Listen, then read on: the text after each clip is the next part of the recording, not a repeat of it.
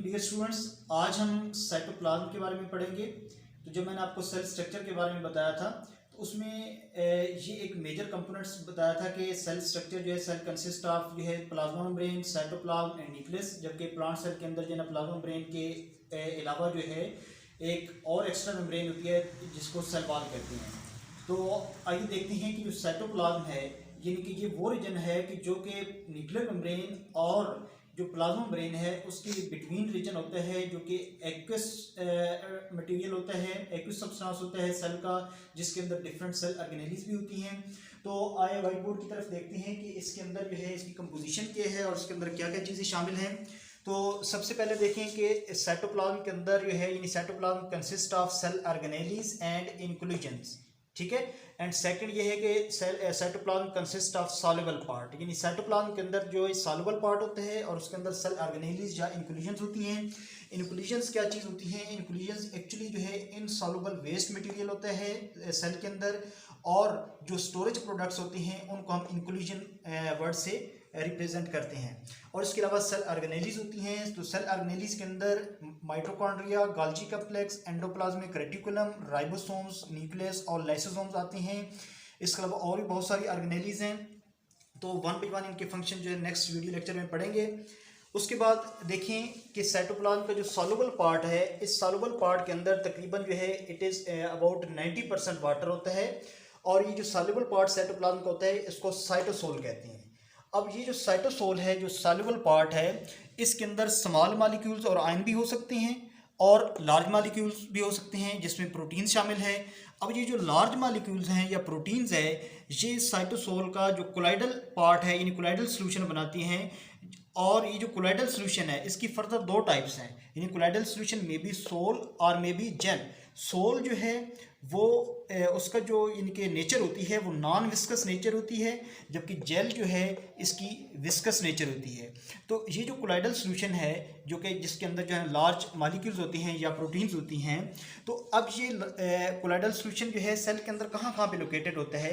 तो अमूमन जो है जो सेल की पेरिफेरी है यानी कि नियर सेल प्लाज्मा मेम्ब्रेन, वो जो पार्ट होता है वहाँ पे ये जेल टाइप जो मटेरियल है, जेल टाइप साइटोप्लाज्म है, वो वहाँ पे लोकेटेड होता है यानी near the peripheral part of the cell. जबकि सोल जो सोल्यूशन होता है वो नियर द न्यूक्लियस यानी न्यूक्लियस के करीब तरीन जो एरिया होता है वहाँ पे नॉन विस्कस साइटोप्लाज्म होता है।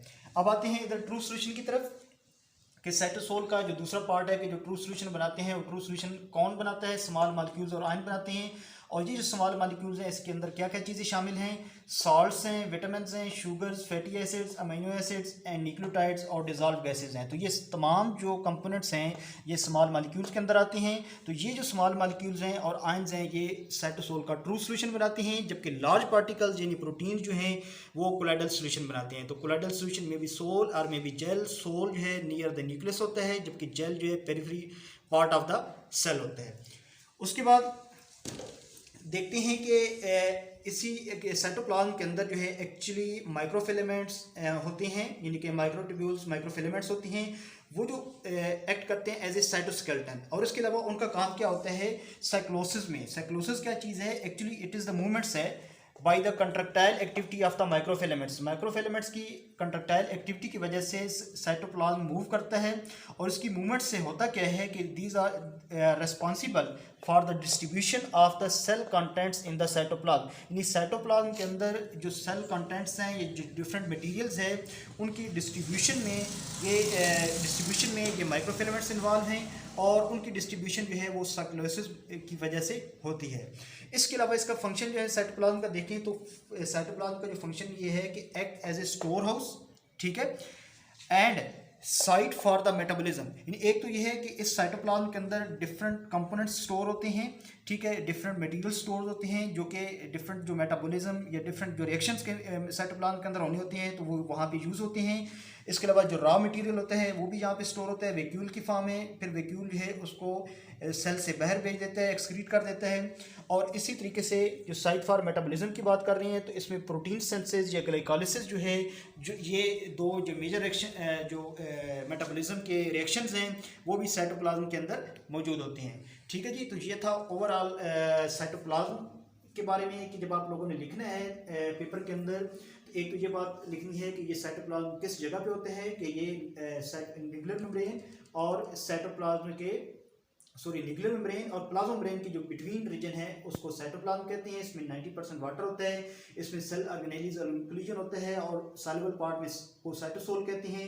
साइटोसोल में भी ट्रू सोल्यूशन और कोलाइडल सोल्यूशन। कोलाइडल सोल्यूशन में फर्दर दो टाइप्स हैं, सोल और जेल। और सोल कहाँ पे मौजूद होता है और जेल कहाँ पे मौजूद होता है, ठीक है जी। और इसके अलावा जो है इसका जो फंक्शंस हैं वो आपने इन पॉइंट्स को सामने रखना है। और ये ऑर्गेनेलिज हैं, इन ऑर्गेनेलिज के बीच में आपने जिक्र कर देना है कि ये ऑर्गेनेलिज होती हैं।